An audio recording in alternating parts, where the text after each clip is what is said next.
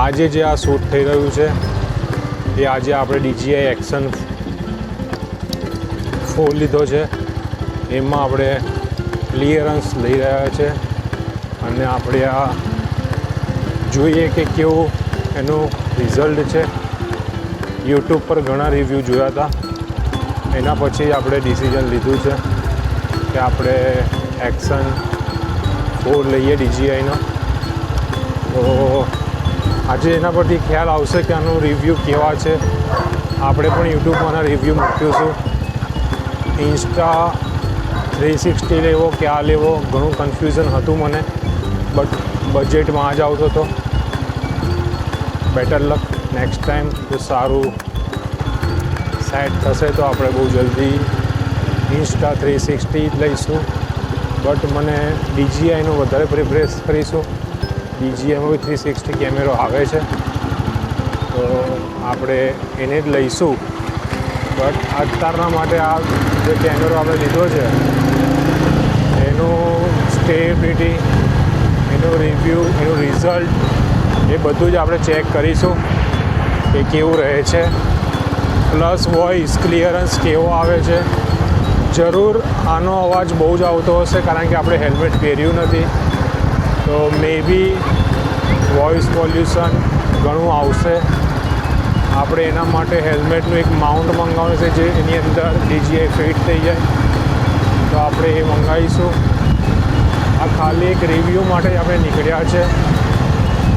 Overall આનું performance કેવું છે, વિડીયોની ક્લિયરિટી કેવી છે, એના માટે ખાસ કરીને આપણે નીકળેલા છે આજે. મે બી આનું રિઝલ્ટ સારું હશે એવું લાગે છે. વાઇબ્રેશન તો આવે છે પણ ખબર નહીં વાઇબ્રેશનમાં આનું પરફોર્મન્સ કેવું છે એ આપણે જોઈશું. તો આજે આપણે કેમેરા સાથે DJI Mini 2 પણ લીધા છે, જે બ્લૂટૂથ માઇક છે એ DJI તરફથી જ છે.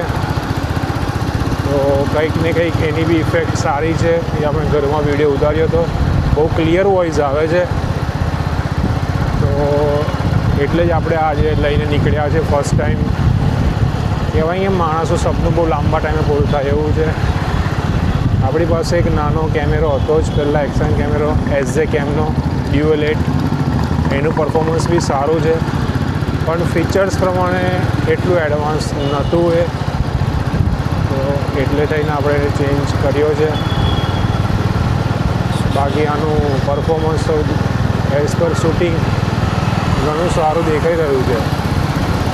તો જોઈએ કેવું આનું પરફોર્મન્સ હશે ને કેવું હોઈ શકે છે, કેવું કરી શકાય છે.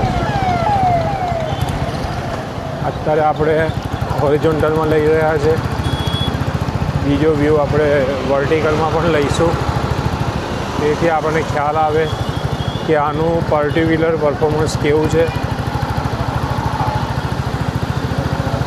જરૂરથી આપણે રિવ્યૂ કરીશું આનો. પણ બહુ લાંબા સમય પછી એક સપનું પૂરું થયું છે ડેફિનેટલી.